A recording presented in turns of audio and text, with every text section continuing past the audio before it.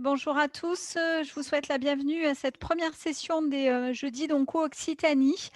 Donc c'est une première et nous avons, souhaité la débuter avec, une session de soins oncologiques de support, une session, sur, la douleur et le cancer. La douleur de nos patients est une préoccupation au quotidien, et c'est pour ça que nous avons souhaité commencer, ces jeudis d'Onco-Occitanie, avec cette thématique. Hop, excusez-moi. Hop. Diapo suivante. Donc pour le déroulement de la visioconférence, vous ne pourrez pas poser de questions pendant, sur le chat pendant la réunion, mais par contre, vous avez un module, questions et réponses qui permettra de faire, à la fin des interventions, les questions. Nous ferons une session questions après chaque intervention. Vous avez le numéro à contacter en cas de problème technique et à la fin de chaque réunion, vous aurez, un petit questionnaire de satisfaction afin de savoir si, le format vous convenait et pour qu'on puisse améliorer pour les prochaines réunions puisque, encore une fois, celle-ci est la première et vous aurez un replay de la réunion disponible sur le site d'Onco Occitanie. Voilà, donc la session d'aujourd'hui va se dérouler donc en 2 parties. La première partie, sur le traitement de la douleur par rapport à ces mécanismes, donc la fin des 3 paliers de l'OMS et je remercie le docteur Olivier Bredeau, qui est, médecin, douleur, au CHU, de Nîmes et qui fait aussi partie du groupe de travail des soins de support d'Onco Occitanie.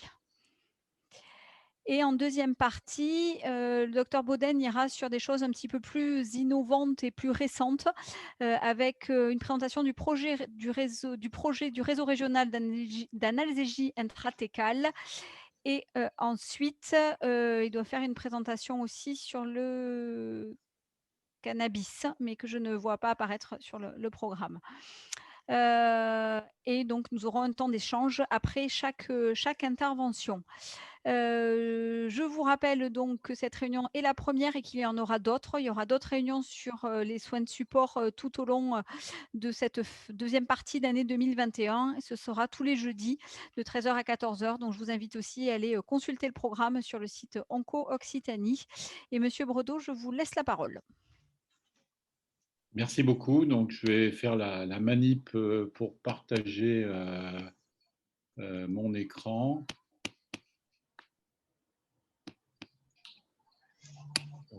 Partager. A priori, ça doit.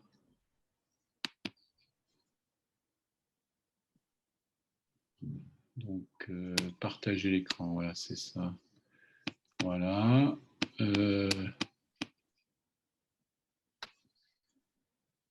Normalement, voilà. Vous voyez comment c'est bon pour Oui, vous?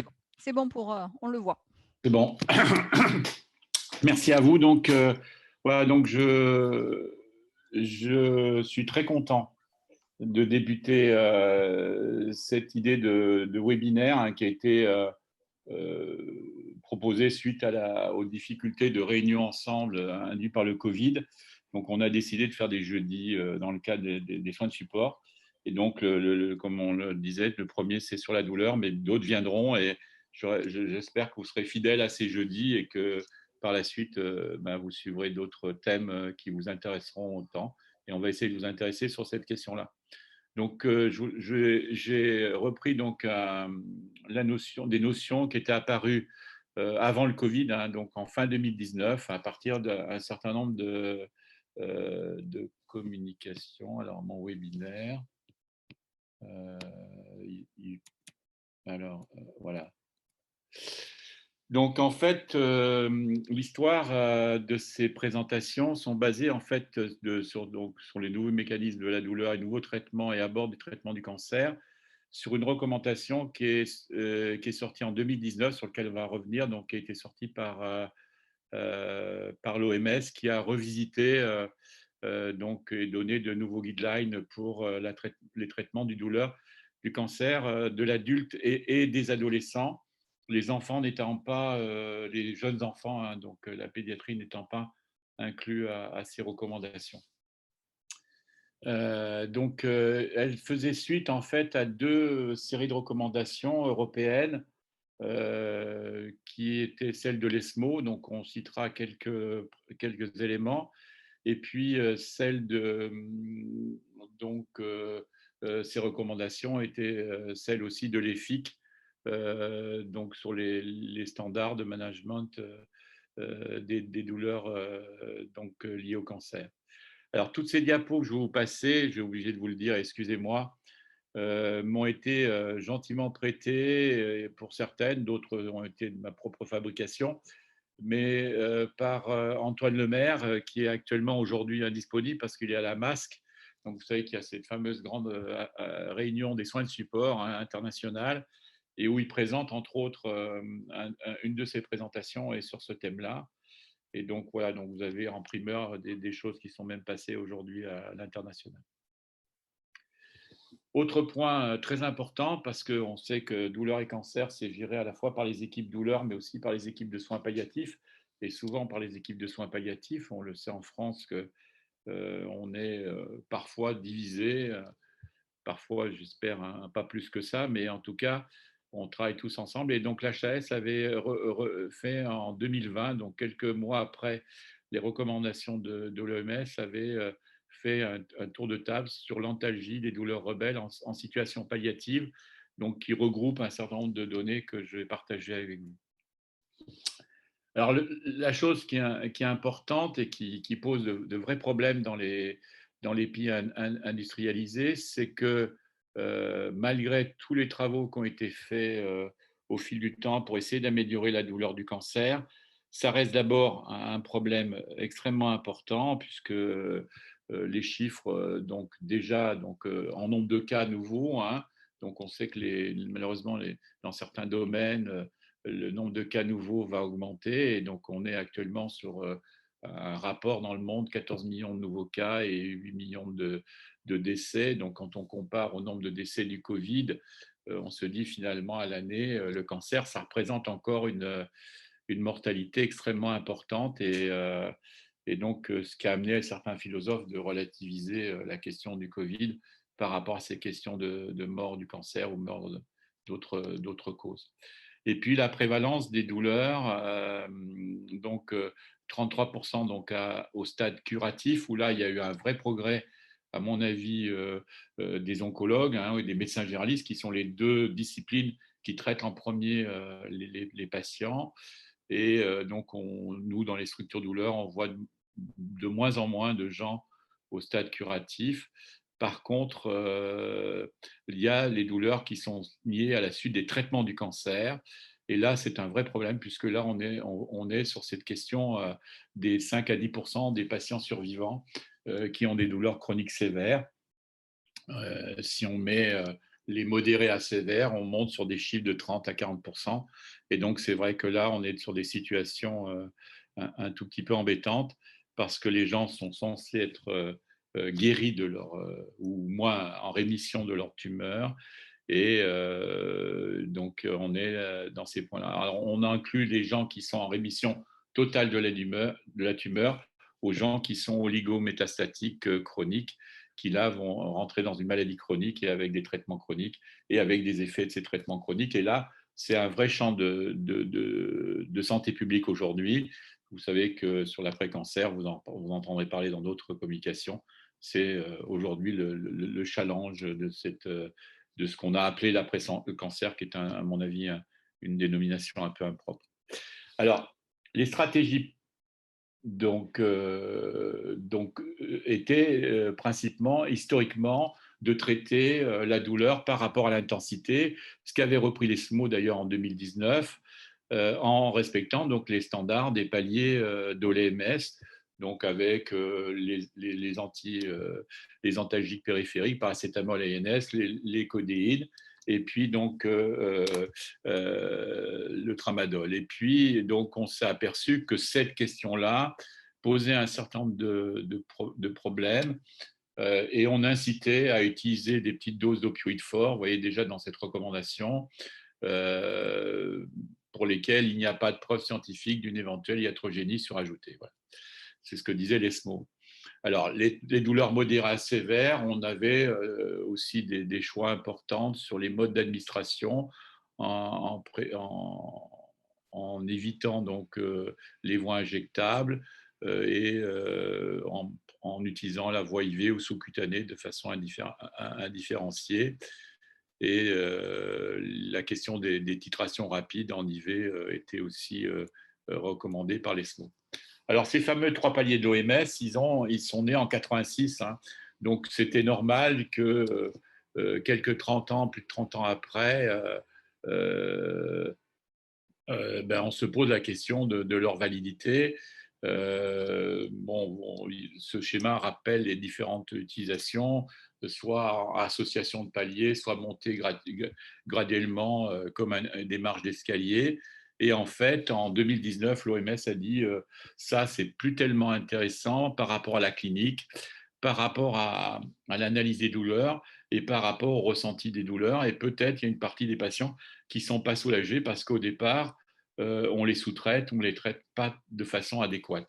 Alors, les propositions qui ont été faites par l'OMS, donc abandonner une stratégie graduelle en disant il faut à tout prix à tous les gens donner des paliers 1 avant de donner des paliers 2, des paliers 3, ça, ce n'est plus adéquat.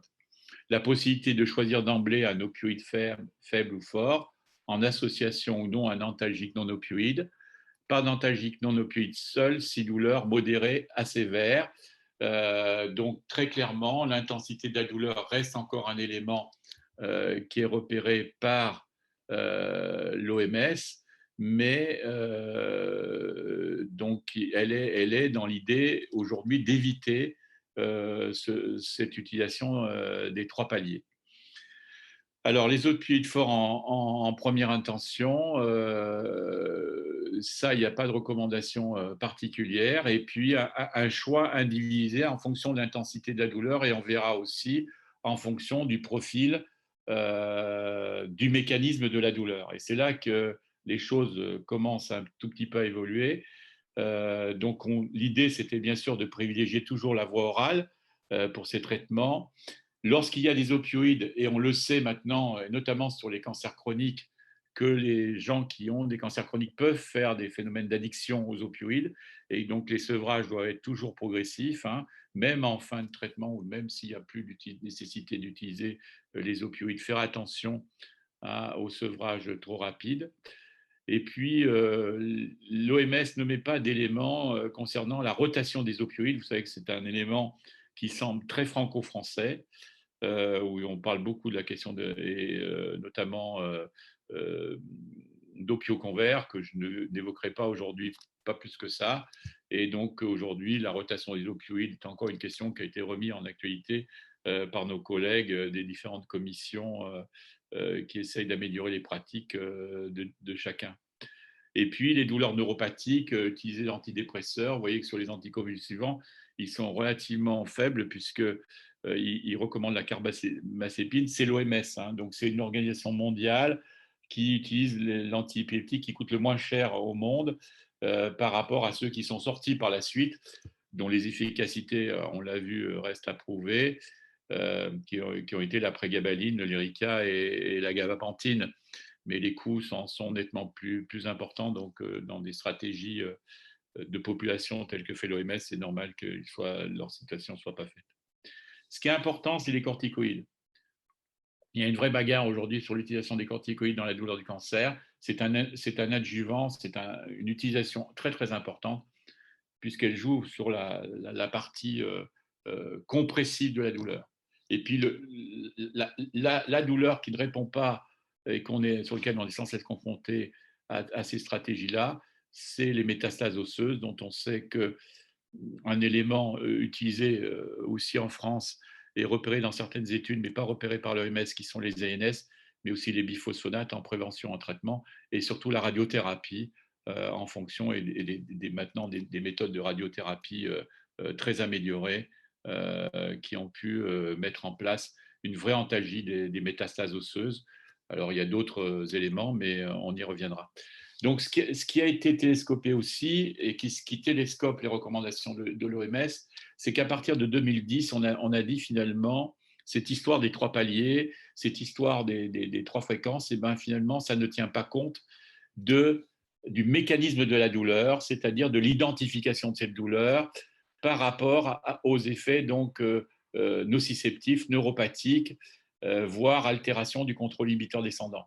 D'où la naissance d'une nouvelle classification des antalgiques, donc qui a été présentée à l'IAS une première fois en 2010, qui a été repris dans beaucoup de papiers depuis, y compris dans Pain, donc, et donc qui classait finalement les antalgiques en fonction de leur mécanisme, antinociceptifs pour certains, antihyperalgésiques, donc dans lequel il y a bien sûr les anti-MMDA, les antipeptiques qu'on vient de citer, et dans lequel aussi il y a le néfopam, l'accupant, cet accupant qui a été classé par pas mal de nos collègues dans ces fameux 3 paliers d'antalgiques plutôt antinociceptifs, ce qui n'est pas le cas. C'est un antihyperalgésique et il faut considérer que ça marche juste, enfin, son efficacité est reconnue sur ces douleurs et notamment sur la douleur post-opératoire.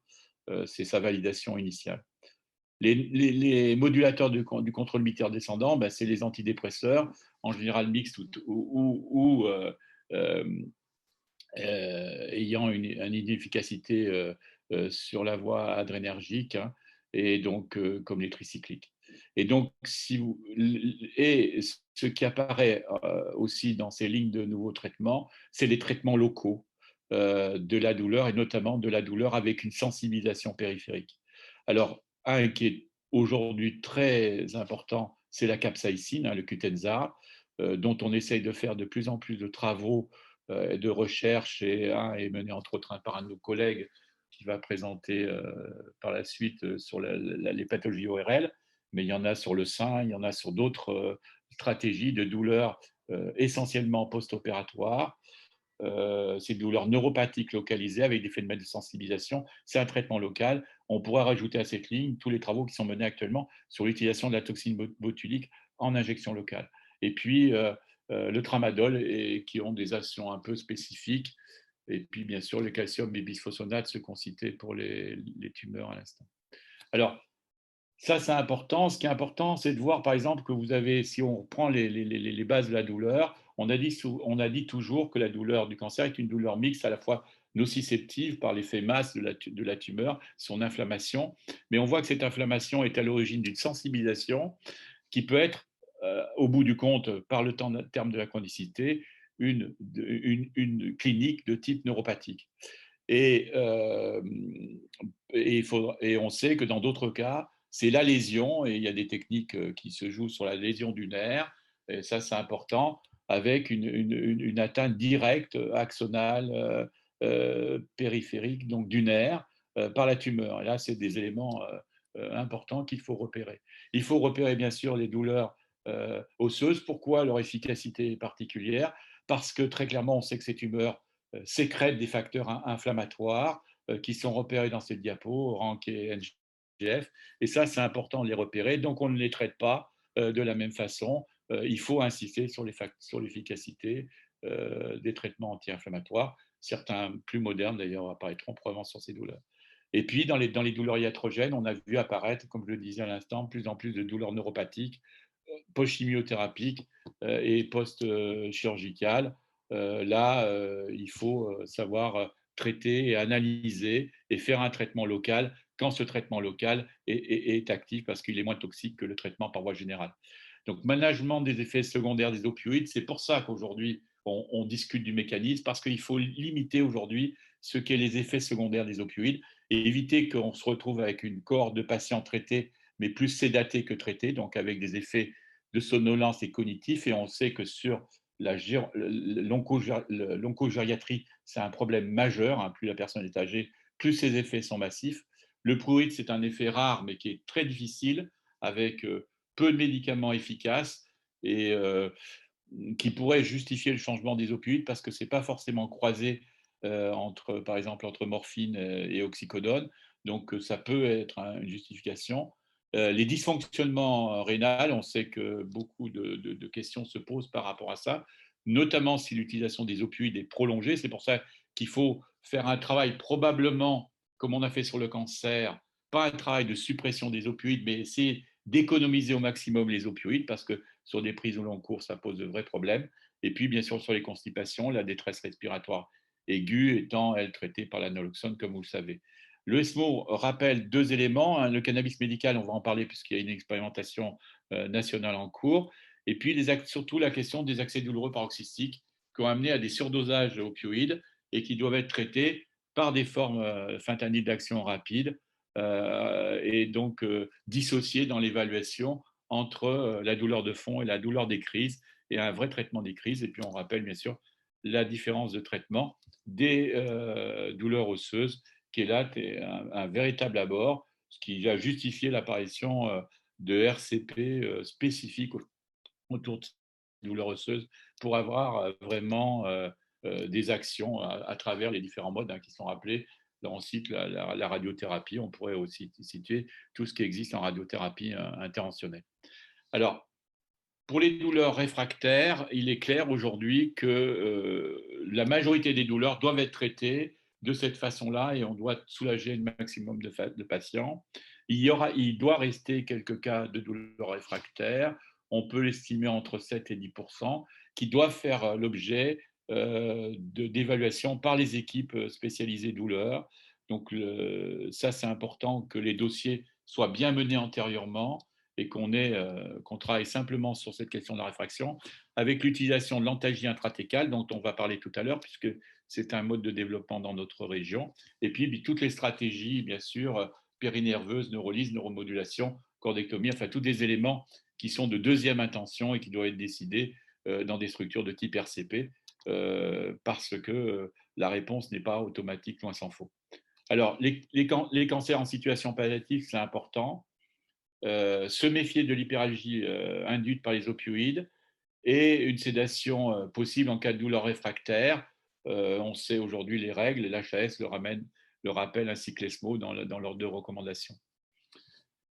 Et puis, il ne faut pas oublier, et c'est pour ça qu'on est là aujourd'hui, c'est qu'il faut qu'il y ait une formation de la douleur des professionnels de santé. Donc, c'est vrai qu'il faut diffuser un tout petit peu les informations qui sont passées aujourd'hui dans les différents critères, à les retravailler, favoriser le report d'événements par les patients. Donc, un vrai profil d'éducation du patient à la prise en charge de sa douleur doit être inclus dans ces différents programmes, de manière à pouvoir justement remonter les difficultés des patients par rapport aux différentes stratégies. Et puis, bien sûr, adapter cette prise en charge de la douleur aux recommandations internationales.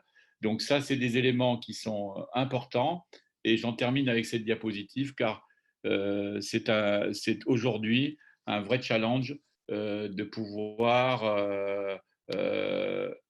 pouvoir aujourd'hui prendre en charge mieux la douleur du cancer, qui reste un problème. Quand on regarde des coupes actuellement nationales, on n'a guère bougé depuis 1995. Donc, il y a encore du travail sur la planche et il faut s'y atteler. On doit pouvoir arriver. Alors, on n'a pas parlé des thérapeutiques non médicamenteuses, mais c'est peut-être aussi l'ouverture vers d'autres sessions qui sont importantes dans la prise en charge de la douleur du cancer. Merci beaucoup, Monsieur Bredeau, pour cette présentation. Alors, deux informations donc, à l'auditoire. J'ai fait une petite erreur tout à l'heure. Je vous ai dit que c'était tous les jeudis. Donc, ce n'est pas tous les jeudis, pardon. C'est un jeudi, une fois par mois, sur les rencontres donc, Occitanie en soins de support. Donc, je vous invite à consulter le programme. Il y a des réunions programmées jusqu'à fin 2021, donc une fois par mois. Pour les questions, je vous invite à les poser donc sur le questions-réponses et c'est moi qui les poserai en direct. Donc, on a déjà deux questions et puis moi, j'en aurai une aussi. Donc, première question, Monsieur Bredeau, pourrez-vous expliquer ce qu'est l'hyperalgésie induite par les opioïdes? Alors, l'hyperalgésie induite par les opioïdes, cliniquement, elle se manifeste d'une première façon, c'est que plus on monte les doses d'opioïdes, plus le patient va présenter une douleur intense, voire plus intense. Ça, c'est le premier signe de cette hyperalgésie, c'est-à-dire la non-réponse et le déclenchement de douleur par rapport à une montée de dose d'opioïdes. Et on le voit que sur des opioïdes, par exemple en post-opératoire, le modèle a été fait par Monsieur Simonet sur le post-opératoire. On le voit que plus, par exemple, l'opioïde est d'action courte et plus il est puissant, comme le sulfentanyl, on a ce risque d'hyperalgésie qui a été donc retrouvés chez les patients chez qui on a monté de très fortes doses d'opioïdes sans résultat. Donc on s'aperçoit à ce moment-là qu'il faut sûrement se rebaser sur le mécanisme de la douleur pour pouvoir améliorer les choses. La deuxième signe clinique qui apparaît dans l'hyperalgésie, c'est des phénomènes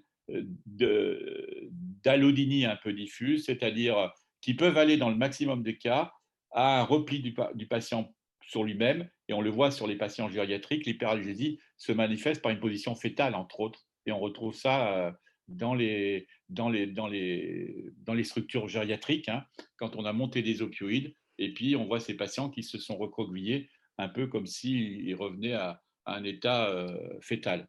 Et donc, c'est vrai que c'est cette question-là. On s'aperçoit que si on, on diminue les opioïdes, si on associe. Alors, ce système est lié à un emballement d'un récepteur, qui est le récepteur MNDA, qui est un emballement postsynaptique. On sait que les opioïdes ont une action antalgique présynaptique et proalgique postsynaptique. Et ce récepteur MNDA, on sait qu'il est bloqué par la kétamine.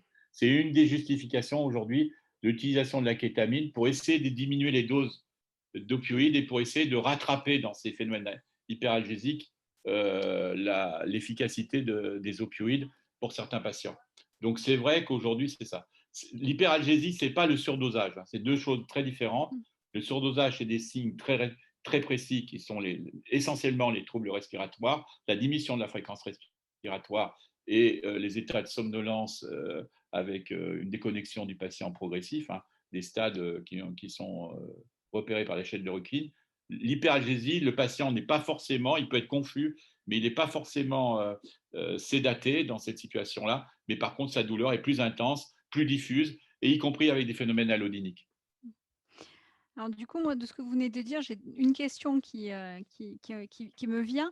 Est-ce que pour définir l'hyperalgésie, il faut les 2 symptômes, c'est-à-dire l'augmentation des douleurs avec, l'augmentation des doses de la PCA, l'allodynie, ou est-ce qu'un seul des 2 symptômes, suffit pour définir une hyperalgésie? Alors, chronologiquement dans le temps, la partie finalement d'augmentation des doses va préserver l'envahissement douloureux, qui est un phénomène d'envahissement qu'on appelle du système lemniscal. Et cet envahissement douloureux, cette hyperalgésie massive, avec un débordement massif de la régulation du sujet, est postérieure dans le temps. Donc il faut réagir au moment où on est en train de monter les doses sans cesse, sans efficacité. C'est à ce moment-là qu'il faut réagir pour ne pas passer dans le deuxième cas de figure, qui est un cas extrême où on se retrouve dans des impasses thérapeutiques. Et est-ce qu'il y a un temps où on peut commencer à parler d'hyperalgésie, ou est-ce que c'est complètement patient dépendant? C'est-à-dire, est-ce qu'on peut se dire que ça apparaît au bout de 2-3 jours et que, voilà, ou c'est vraiment patient dépendant et qu'il n'y a pas de règle? Alors, le profil patient qui est hyperalgésique, c'est un profil patient qui a eu une bonne réponse aux opioïdes à un moment donné. D'accord. Et il y a deux solutions, si vous voulez, dans le cadre du cancer. Soit vous êtes sur une maladie qui évolue, et c'est pour ça que ce que j'ai voulu dire aussi dans la présentation, c'est qu'il faut que vous connaissez bien et qu'il y a un vrai dialogue avec les oncologues sur l'évolution de la tumeur, pour savoir si on est dans une évolution tumorale, et à ce moment-là, la douleur, on va monter, et là, il peut y avoir un réel besoin. Mais là, on s'aperçoit qu'il n'y a pas d'évolution tumorale, il n'y a pas forcément d'évolution de la douleur, mais il y a une moins bonne réponse au sujet. Alors, on sait que sont particulièrement sensibles à ce type de phénomène d'hyperalgésie des patients qui ont un profil addict antérieurement, soit au tabac, soit à l'alcool, soit au café. Et donc, ces patients-là vont avoir des phénomènes hyperalgésiques beaucoup plus précoces que les autres. Et donc, c'est vrai qu'à ce moment-là, il faut nettement anticiper les montées de doses. Et quand on voit qu'on monte très régulièrement avec des résultats qui sont strictement négatifs, à ce moment-là, il faut s'arrêter. Alors, il y a deux stratégies et il faut réévaluer. Et c'est là que probablement la réévaluation avec des équipes spécialisées est importante. Merci beaucoup. Alors, on a une autre question.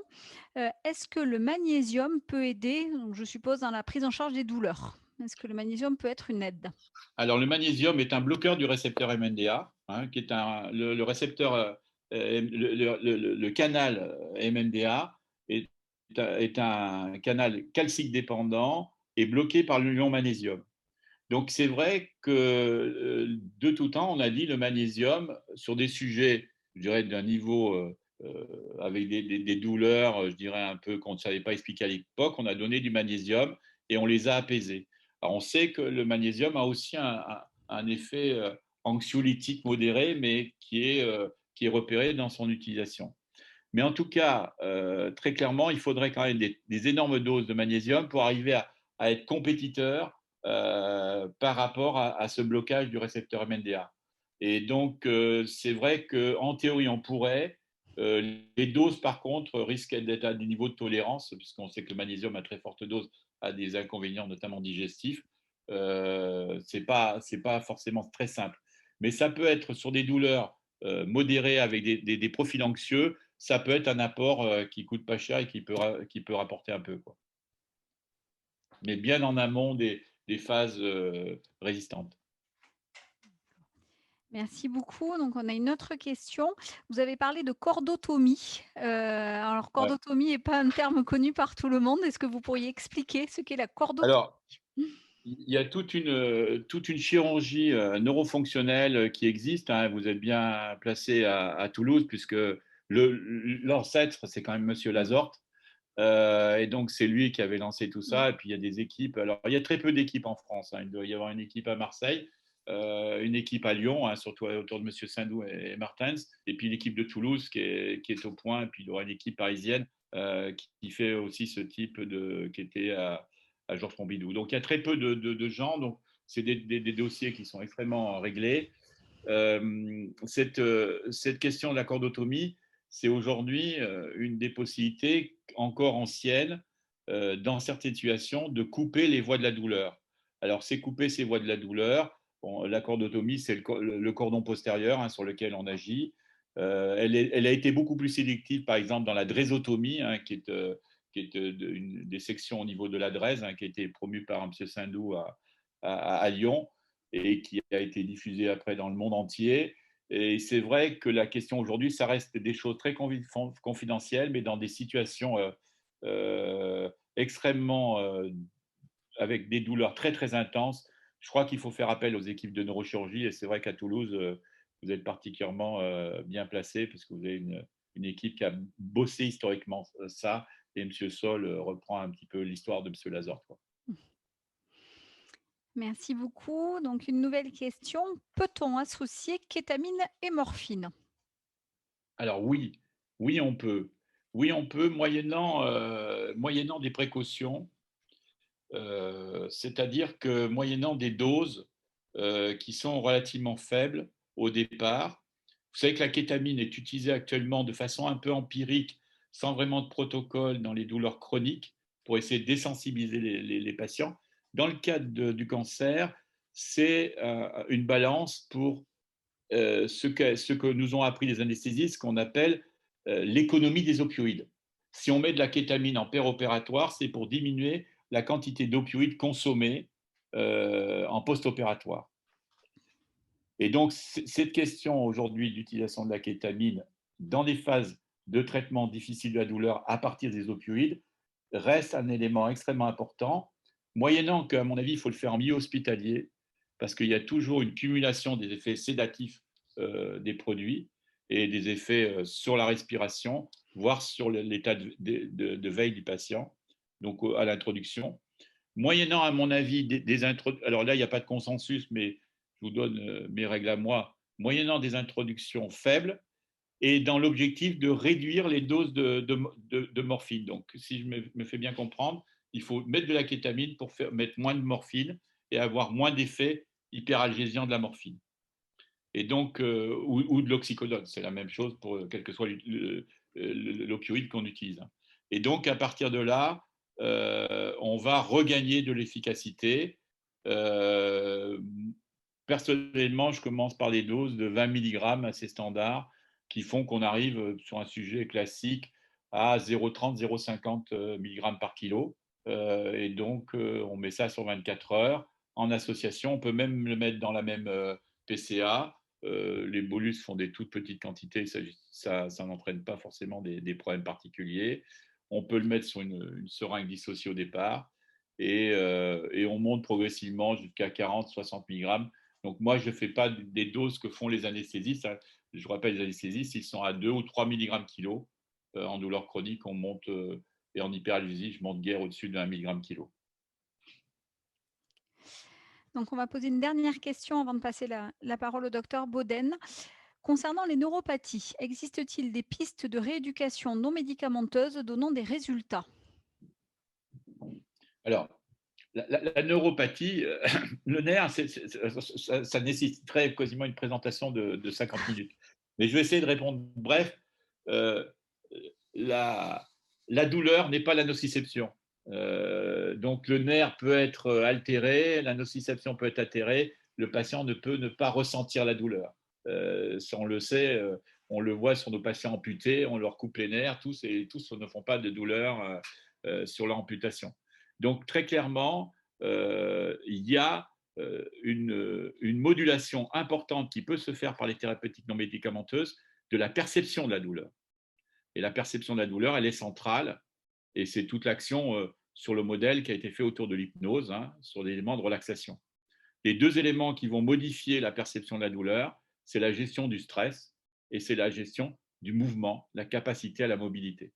Et donc les deux, la sédentarité et le stress, sont des éléments aggraveurs de cette perception. On le sait sur tous les patients chroniques, et sur le cancer, on le vérifie de plus en plus. On ne peut pas éviter aux patients de stresser à l'annonce du cancer, mais dans le courant de la maladie, il faut essayer de les rassurer et justement d'apporter ces techniques assez rapidement, non médicamenteuses, pour faire de l'économie du médicament. Voilà. Mais ça justifierait une présentation à soi seul. En tout cas, c'est une très très bonne question. Une bonne thématique pour une future réunion des jeudis Complètement. donc Occitanie. Merci beaucoup, Monsieur Brodeau. Je vais donc passer la parole au docteur Boden, qui est médecin algologue et soins palliatifs à l'Institut universitaire du cancer de Toulouse, et qui va vous parler alors successivement. Il va faire ces deux présentations l'une après l'autre et on fera la session questions-réponses après. Donc d'abord de l'expérimentation du cannabis dans la douleur du cancer et ensuite du projet réseau d'analgésie intratécale. Voilà, Antoine, je te laisse la parole.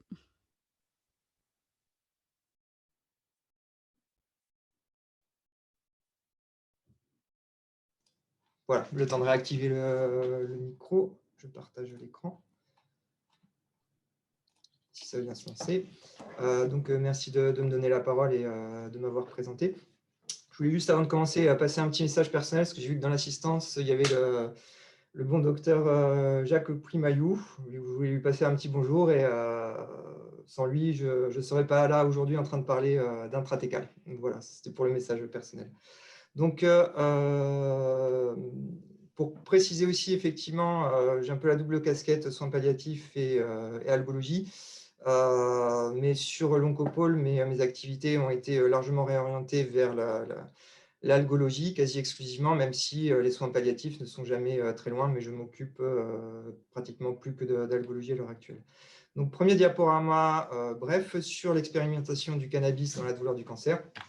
Sujet super d'actualité. Il y a eu encore cette semaine une news là-dessus sur l'autorisation de vente de CBD.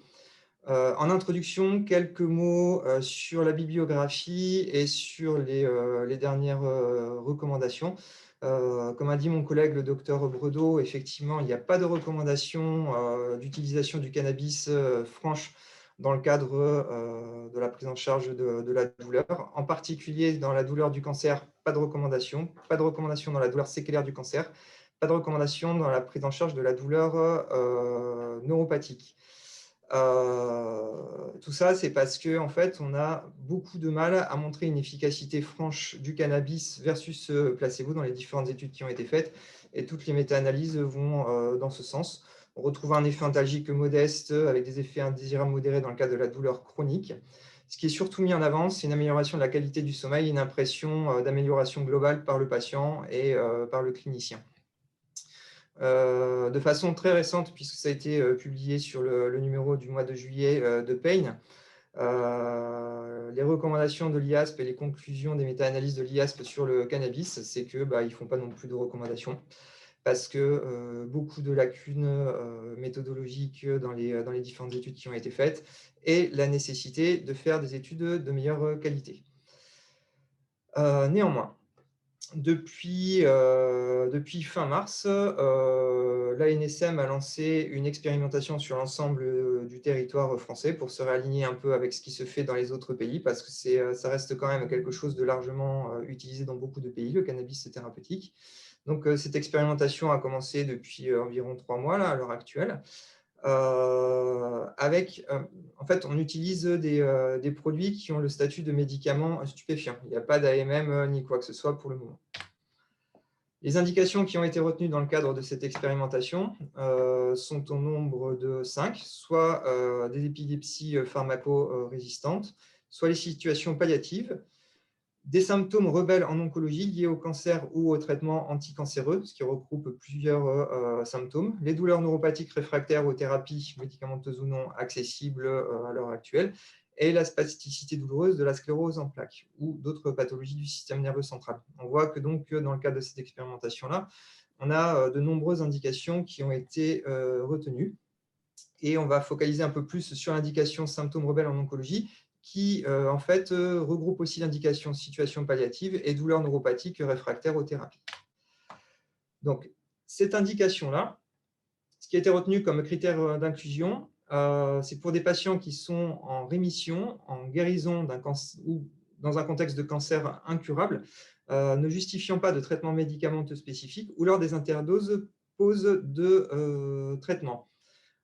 Donc, si on regarde bien dans les détails, ce qu'on comprend en filigrane, c'est qu'on n'administre pas le cannabis alors que le patient a un traitement spécifique, parce que, en fait, les cannabinoïdes étant inhibiteurs enzymatiques, il y a des risques d'interaction avec les traitements spécifiques, ce qui n'est pas sans poser quelques problèmes pour cette indication-là, puisque ça réduit un peu le champ des possibles. Les différents symptômes rebelles qui ont été retenus, c'est la douleur, la fatigue, les nausées, les troubles du sommeil, l'inquiétude, l'anxiété, la perte d'appétit et la tristesse. Pour tout ce qui est non douloureux, il faut en fait qu'il y ait un symptôme avec un critère de déstabilisation objectivé par un questionnaire MD-ASI supérieur ou égal à 5, ou deux critères avec le même questionnaire supérieur ou égal à 4. Pour la douleur, c'est un petit peu plus compliqué, parce qu'on peut traiter avec du cannabis thérapeutique soit les douleurs nociceptives, soit les douleurs neuropathiques, avec plusieurs critères assez précis. Pour la douleur nociceptive, une échelle numérique supérieure ou égale à 5, si c'est un symptôme unique, ou supérieure ou égale à 4, en cas d'autres symptômes associés, et ce, malgré un traitement par opioïde fort. Donc, en théorie, s'il n'y a pas de traitement opiacé avec une douleur nociceptive, on ne va pas mettre de cannabis thérapeutique tout seul. Pour la douleur neuropathique, ce qui est demandé, c'est que la douleur soit quasi quotidienne, évolutive depuis plus de 6 mois, avec évidemment un questionnaire DN4 positif, et une intensité douloureuse en moyenne supérieure ou égale à 5, malgré un traitement neuropathique adapté. Ce qui est précisé aussi dans le cadre de cette expérimentation, c'est que pour les autres symptômes, qui ne sont pas listés dans ces différentes indications-là, on a le droit de prescrire le cannabis thérapeutique, mais à la discrétion du prescripteur. Je veux dire aussi qu'il nous laisse aussi un peu les coups des franches.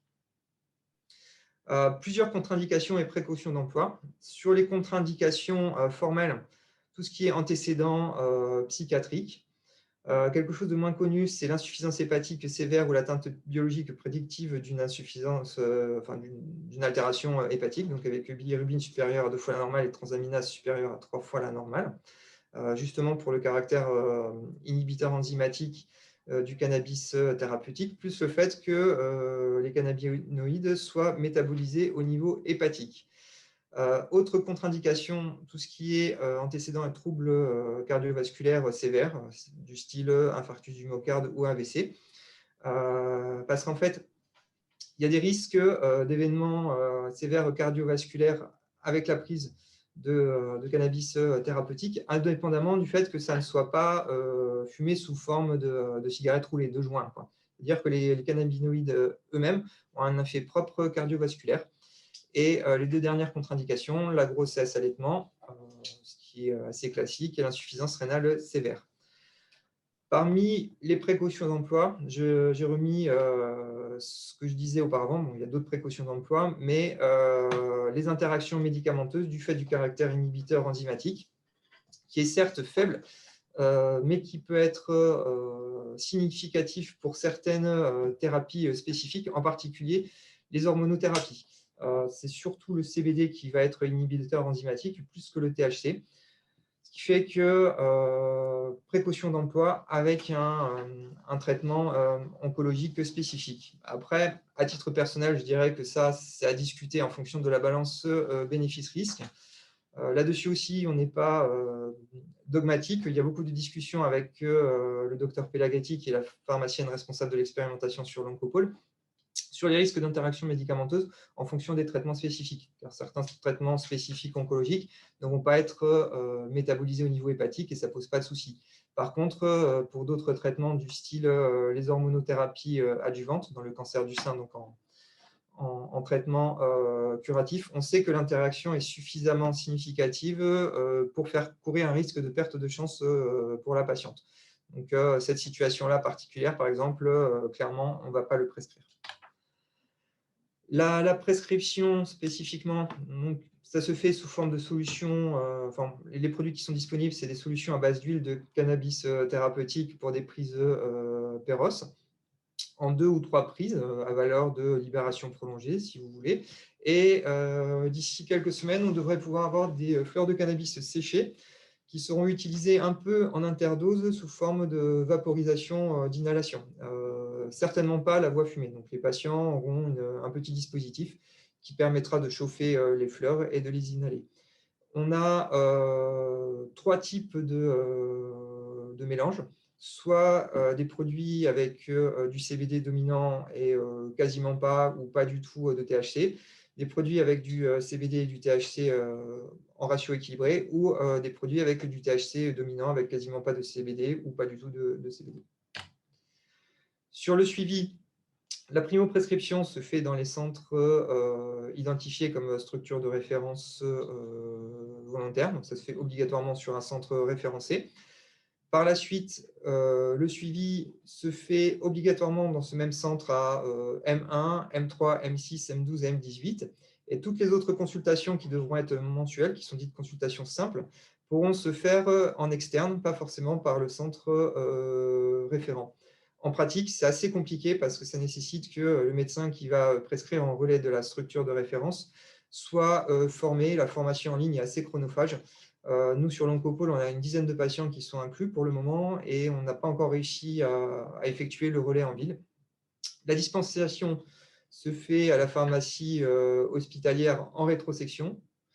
Et là, pareil, la dispensation pourrait être reliée à une officine de ville avec un pharmacien préalablement formé. Pour le moment, on n'y est pas encore arrivé non plus pour les mêmes raisons que le relais des consultations de suivi simple. C'était tout pour le topo sur le cannabis. Donc, il y aura les questions après. Vu que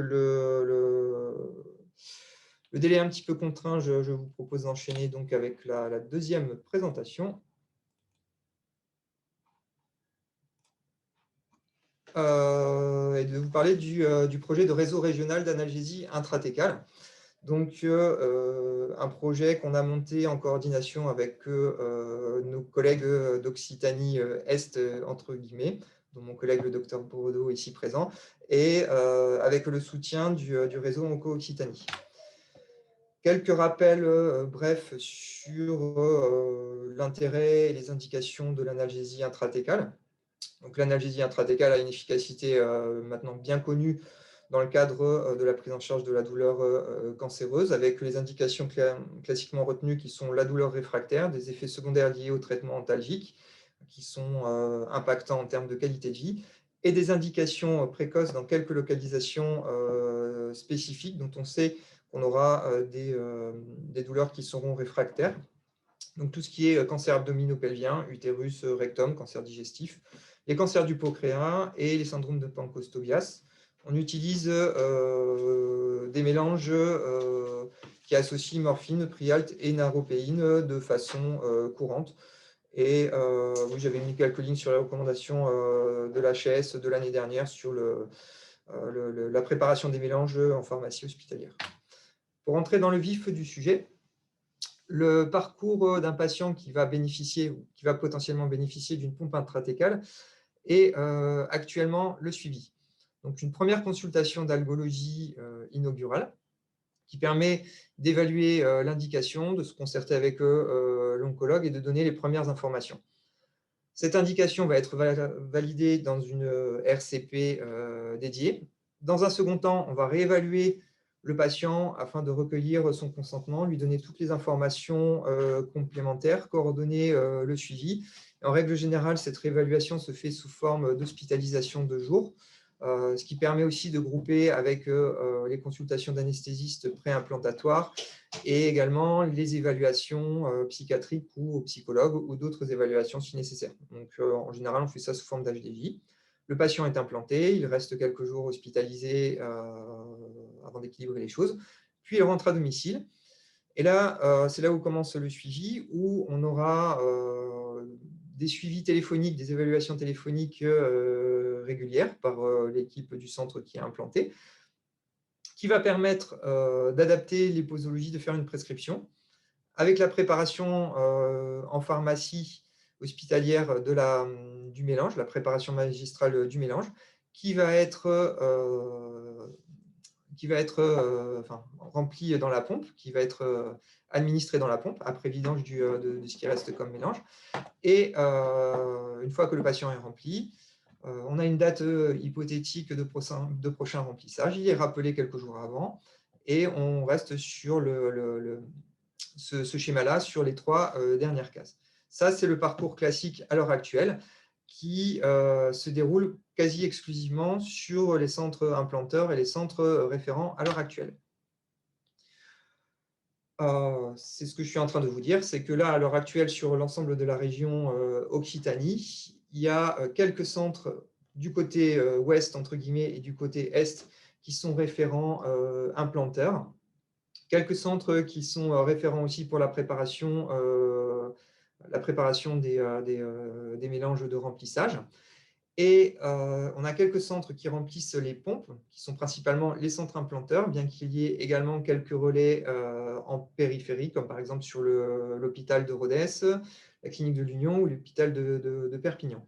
Donc, actuellement, l'activité de pompe intrathecale, toujours dans cette indication douleur cancer, je ne parle pas des pompes de baclofène, est concentrée sur peu de centres au niveau de l'ensemble de l'Occitanie. On n'a pas de relais en périphérie, ce qui fait qu'on a une inégalité d'accès à la technique selon l'origine géographique des patients. Et surtout, pour les remplissages, on peut avoir des patients qui viennent de très loin pour se faire remplir sur Montpellier, sur Nîmes, sur Toulouse, sans possibilité de les remplir directement à côté de chez eux, à l'exception de Rodez et de Perpignan. De ce constat-là a émergé l'idée de l'intérêt de la création d'un réseau régional afin de renforcer l'accès de la technique pour les patients souffrant de douleurs réfractaires en cancérologie. Les objectifs, c'est tout d'abord de soutenir les centres régionaux de référence de la technique, qu'on nommerait centres experts, de développer et faciliter la prise en charge et le suivi des patients par les établissements de soins de proximité, qui seraient donc des centres relais, et de coordonner et d'évaluer le fonctionnement de ce réseau. Si on reprend le schéma que je vous ai montré tout à l'heure, ça s'articulerait de cette manière. La consultation initiale qui poserait l'indication de pompe resterait dans le centre expert. Les RCP dédiés qui sont déjà en place dans tous les centres experts se réaliseraient toujours sur ce même centre. Par contre, la réévaluation dans un second temps se ferait dans le centre relais, l'implantation toujours dans le centre expert, et le suivi téléphone ainsi que le remplissage sur le centre relais. Par contre, la préparation du mélange de remplissage qui nécessite une certaine logistique au niveau pharmacie se ferait dans le centre expert et les seringues pourraient être envoyées dans les centres relais sans que ceux-ci n'aient l'obligation d'avoir tout un matériel du personnel formé sur leur pharmacie. Évidemment, en cas de problématiques complexes, le recours en centre expert resterait possible à titre d'expertise pour des choses un peu compliquées. Les bénéfices attendus c'est de permettre un suivi des patients au plus près de leur lieu de vie, et donc d'éviter les allers-retours réguliers pour ces patients qui peuvent être en situation de souffrance et donc générer de l'inconfort pour eux. Et également de permettre de développer l'antalgie intrathécale au sein de la région en permettant un meilleur accès pour les patients. Merci. Merci beaucoup Antoine pour ces 2 belles présentations. Donc comme pour le docteur Brodeau, je vous propose de poser vos questions, sur le questions-réponses.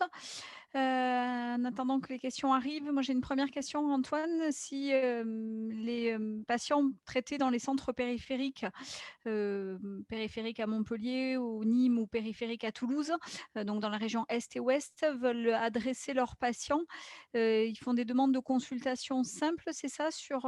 Pour Oui, adresser que ce soit pour l'expérimentation cannabis ou pour les PIT? alors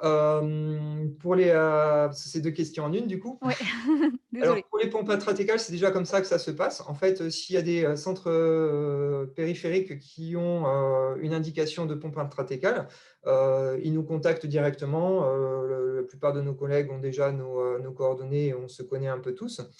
Ils nous contactent directement en demandant à voir le patient et c'est comme ça qu'ils rentrent dans la boucle.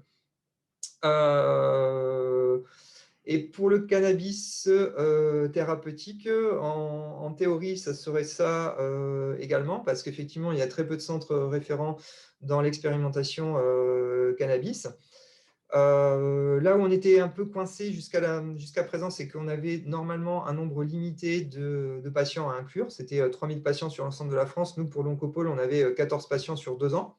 Les choses semblent avoir bougé parce que ce qui est possible à l'heure actuelle, ce serait 14 patients pour nous en file active, ce qui est différent de 14 inclusions sur 2 ans. Mmh.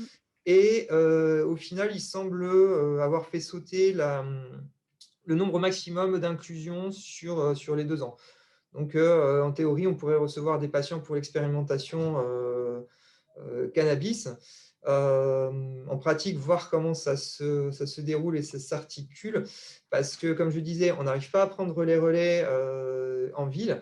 Et dès lors qu'ils vont rentrer dans la boucle cannabis thérapeutique, ces patients-là, on va les revoir tous les mois. Ce qui est déjà ce qui est très très lourd parce que on n'a pas qu'une activité de consultation externe sur l'équipe de soins de support de l'Oncopole. Donc, à discuter. OK. Je te remercie pour cette réponse. Alors, nouvelle question, qui vient du forum.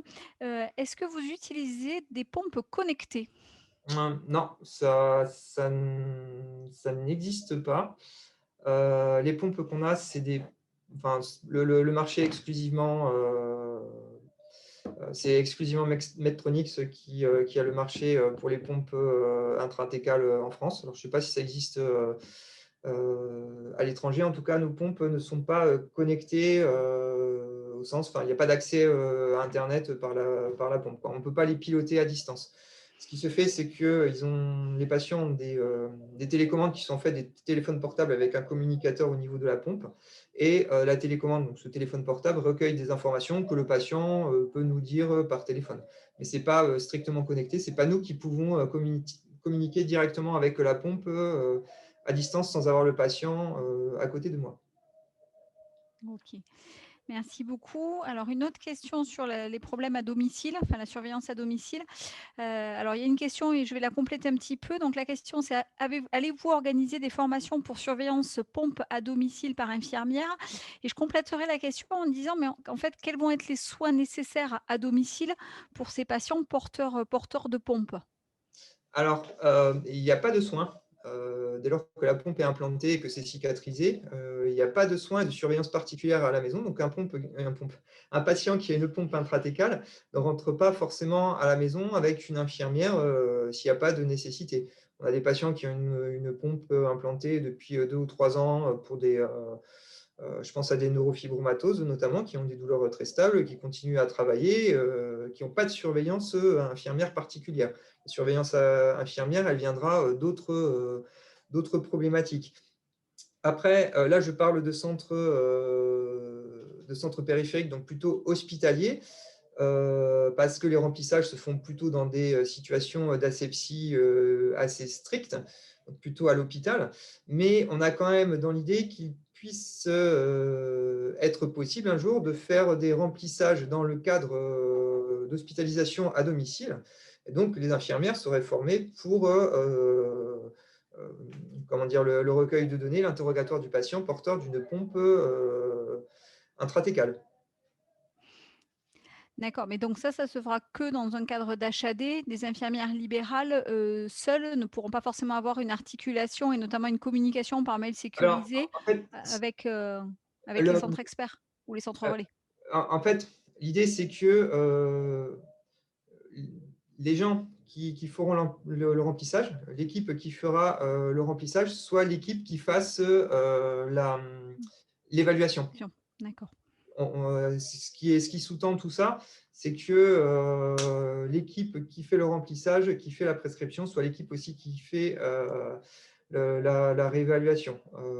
Nous, on part du principe qu'une évaluation par une équipe, une prescription par une autre équipe n'est pas forcément une très bonne chose en termes de suivi de patients. Par contre, nous, régulièrement, quand on a des doutes à domicile sur ce que nous dit le patient, on s'appuie sur l'équipe d'infirmières libérales qui peut être présente, savoir comment eux, ils trouvent le patient, comment ils évaluent la douleur eux-mêmes. Euh, la formation pour le suivi des pompes intratécales, c'est surtout le suivi douleur. Après, quand les équipes libérales ont des doutes par rapport est-ce qu'il y a un problème sur la pompe, etc., elles ont notre numéro de téléphone direct pour nous rappeler. Et les patients ont tous notre numéro de téléphone direct également. 2 autres questions avant de terminer. Alors est-ce que tu sais où on peut trouver la liste des centres experts dans les autres régions? Parce que c'est vrai que tu as présenté sur Occitanie, mais est-ce que tu as connaissance de listes ou de où trouver l'information sur les autres régions? Alors, je pense pas qu'il y ait de liste vraiment formalisée. La plupart des CLCC implantent des pompes intratécales. Si on reste pas très loin, les pompes, elles se mettent en place sur Bordeaux, à Bergognier. À Lyon aussi, c'est un des plus gros centres implanteurs. S'adresser aux équipes douleurs des CLCC qui ont des expériences intratécales. Il n'y a pas de liste vraiment formalisée. Je sais aussi il y a pas mal de centres qui commencent à essayer de mettre en place des réseaux de ce type. Lyon est en train de bouger dans ce sens. Angers est assez avancé aussi dans la réflexion. Et sur le côté réseau, comme vous avez mis en place, est-ce que les autres régions vont faire aussi des réseaux avec des centres relais, des centres Oui, experts ou est-ce que c'est ce que je suis en train ah, de dire. Ouais, ouais. J'étais peut-être pas très clair dans ma réponse. Mais non, non, Lyon est en train de monter un réseau pompe intratécale de ce type. Angers également. Alors, ils ont en plus une petite expérience. C'est pas tout à fait un réseau, mais pas une petite expérience, une grosse expérience d'un partenariat avec la Vendée où ils leur envoient déjà des mélanges tout prêts et la Vendée se débrouille en autonomie. Voilà. hop, et une dernière question avant qu'on clôture la session. En moyenne, combien de temps laissez-vous les cathéters intratécaux en place? Et ouais, je vois que c'est une question d'Agnès Ouais. et je ne saurais pas te répondre, Agnès, parce que plus ça va, moins on en met. Ça fait super longtemps qu'on n'en a pas mis. Euh, En règle générale, on mettait les cathés intratécaux quand on pensait que le patient était trop altéré pour qu'on mette une pompe intratécale. Donc on le mettait plutôt dans des situations où les patients étaient altérés et on les gardait jusqu'au bout, sauf si infection du cathé intratécal. C'est vrai qu'on met plus vraiment de cathé. Enfin là, ça fait facile 3 ans que j'en ai pas vu passer parce qu'il y a plus de complications infectieuses et on met beaucoup plus facilement des pompes directement. Allez, dernière petite question rapide, parce que je vois qu'il y a une dernière qui est apparue. Est-ce que l'usage récréatif du cannabis chez un patient est une contre-indication à l'intégration dans l'expérimentation cannabis? Ah, c'est pas si rapide que ça comme question, Ah comme pardon. réponse. Alors en fait, dans les précautions d'emploi, je vais pas tout rappeler, mais évidemment, tout ce qui est antécédent, d'addiction, va te faire réfléchir, forcément. Mmh. Après, quid de l'usage, récréatif? Parce que, qu'est-ce qu'on met là derrière? Est-ce que c'est, quand on dit récréatif, parce que c'est pas prescrit? Est-ce que c'est, des habitudes, addictives, mais c'est aussi une part, de prise en charge de la douleur?